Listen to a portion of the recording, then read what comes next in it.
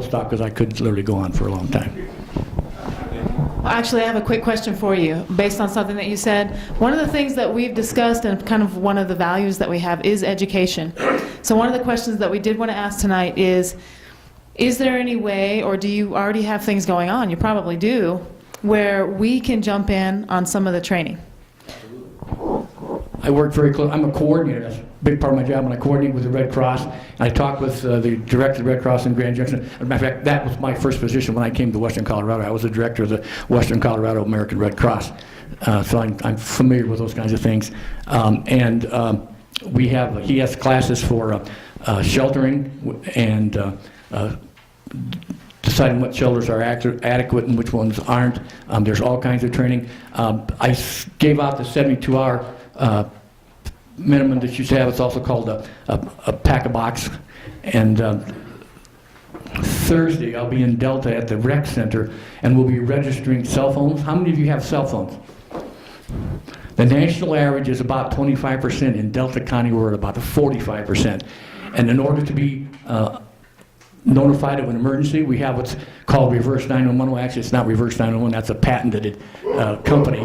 But actually, it's called emergency phone network system. So if we have an emergency of any type, we can send out a phone message. Everyone who has a landline is already registered. But if you have a cell phone, that cell phone must be registered. It isn't automatic. If you have a cell phone and you want us to give you an alert on that, you must register that cell phone. You can go to the Delta County website, www.deltacounty, all one word, .com. There's a yellow rectangular box. It says emergency phone network, and right below that it says emergency alert. You can click on that and register your cell phone. You don't have to do your landline. It's already registered. Or you can come down to Bill Huddle's Rec Center on Thursday, and I'll be doing it there. And I'll be happy to come and do it here or wherever in town. But that's very important. We do floods, tornadoes. We do all of our ones. Missing children. You're certainly aware of the tragedy that happened over on the Front Range recently, and we have the ability to put those messages out in a very timely fashion. We can do a lot of them in a short period of time. So that's one of the things we can do. And one of the things that I think makes this more relevant to you folks. Thank you. Now, thank you all for giving us a very important aspect of what each of your departments do.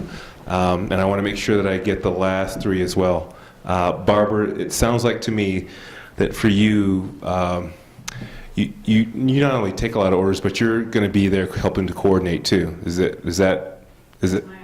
Okay, all right. So you'll be coordinating quite a bit.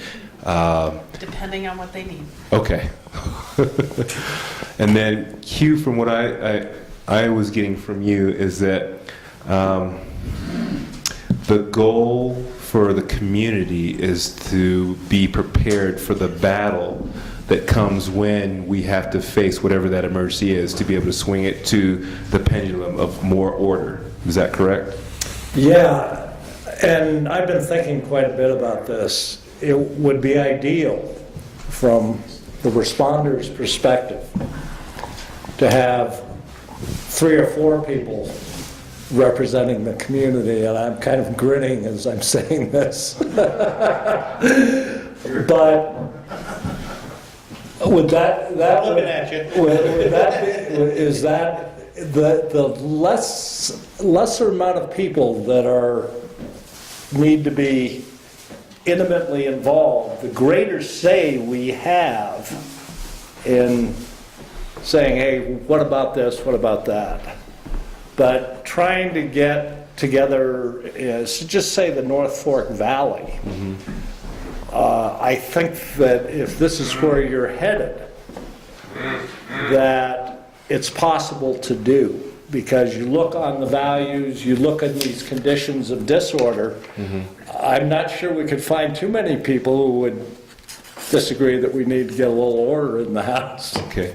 That's what the challenge is here as we evolve this conversation, in my view. Okay, thank you for that. And then Rob, from what I got from you, is that you are available. I noticed that, number one. And then number two is that there is training available for the community that we can jump in as well as be contacted with this database? Now, is this just a local state and area database, or is it a federal database, or how does that work? It can be either or. What we have on the local level is called CERT, Citizen Emergency Response Teams, and that's strictly a local thing. You alluded to the fact that he had worked, and Robert did too, in the natural disasters. You can get involved with the Red Cross and get on their natural disaster response team, and you can go all over. I've been to Brazil, I've been to Ecuador, I've been to 85 major disasters in the United States over the last 25 years. So if you want to go out and work, folks, believe me, they'll be happy to train you and take you. That opportunity is certainly there. Okay. And then we... CERT is a national program. CERT is a national program, part of FEMA. And I noticed one of the brochures I got, or one of the information, some of the information that's talked about the federal government helping us. We're going to help ourselves first. By the time the feds get here, the sun will be shining, and I don't mean to be flippant or sarcastic. That's just the way it works. The relief is going to come from locally, from the city first, then from the county, then from the six county region that Delta counties were aware of, then the state, and then FEMA will get involved. So, but it's going to be a lot local before it gets to the FEMA level of it. But that may be the best help you get, right?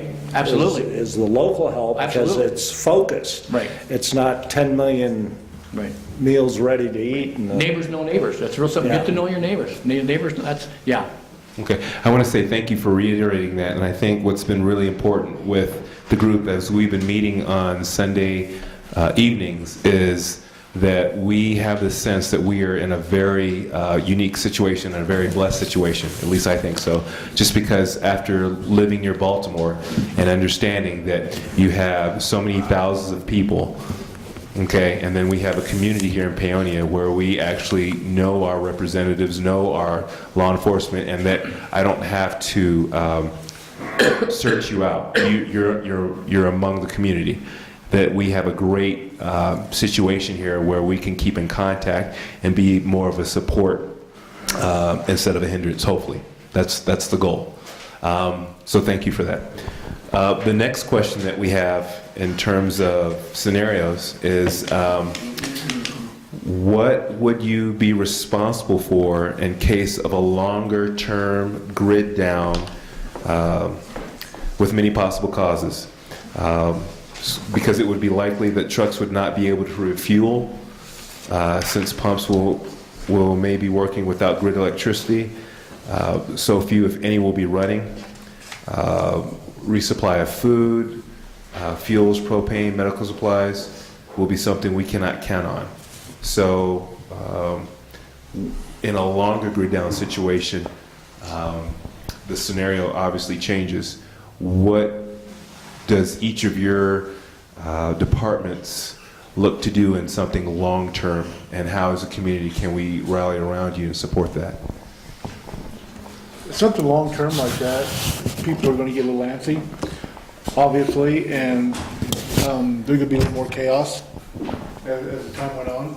So, the police department job again would be to maintain order and calmness.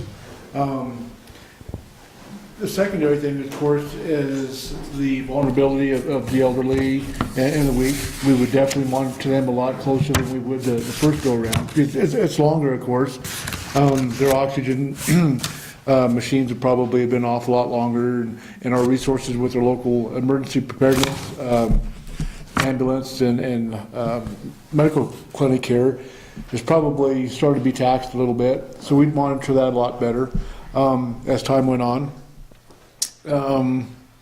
Again, just maintaining order is that people are going to get chaotic. We do have resources. That's how a lot of these plans are built, is off of resources, and that's where you community people come in big time, is that you guys have resources I don't have, and I'd be willing to tap into those anytime. You know, extra fuel, you know, you guys might know somebody has an extra oxygen tank, food. I mean, that is the stuff that we're going to really need from the community, is when it goes to long term, is help. Just like any other incident, we're going to need that help. It depends on the scenario.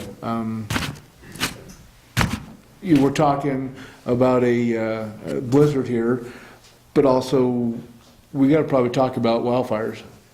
You know, that's pretty critical, has been for quite some time, and that could have a pretty negative effect as well on our community as a blizzard would. So I'm going to be asking for different things, of course, than snow. I'm not going to be asking for snowmobiles for fighting fire. You know, four-wheelers and help with running a community center and organizing the help. So we can be productive to try to fight the fire or fight the incident we're fighting. Did you say this was working? Or? Huh? Oh, okay. You know, as an incident tends to drag on, and most of these guys here were here during the wake fire and worked the wake fire, so we've had some experience with a longer term type of incident. This is when we can start expecting to become a role of becoming a coordinator, as we'll start seeing state getting more involved, as Rob said, and then eventually, if it drags on long enough, federal resources we'll have access to.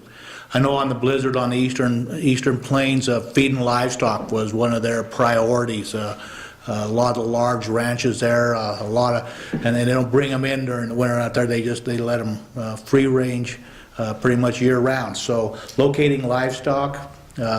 They used National Guard helicopters to ferry hay from different areas across the state to the livestock and actually drop that hay right down there where it's needed. So in the small communities that they couldn't get the roads open to, you know, they used the same helicopters to take food into communities, and the people were gathered in the local churches or the local schools, and that'd be part of our plan, is where we're going to locate the majority of our people and how we're going to feed them and keep water to them at that same time. So, you know, those are part of our plans. That's when we're sitting in that incident command system, we're going through our progression and find out who needs help, where they need it, and then we start figuring out how to get them. But as it drags on, we'll have help.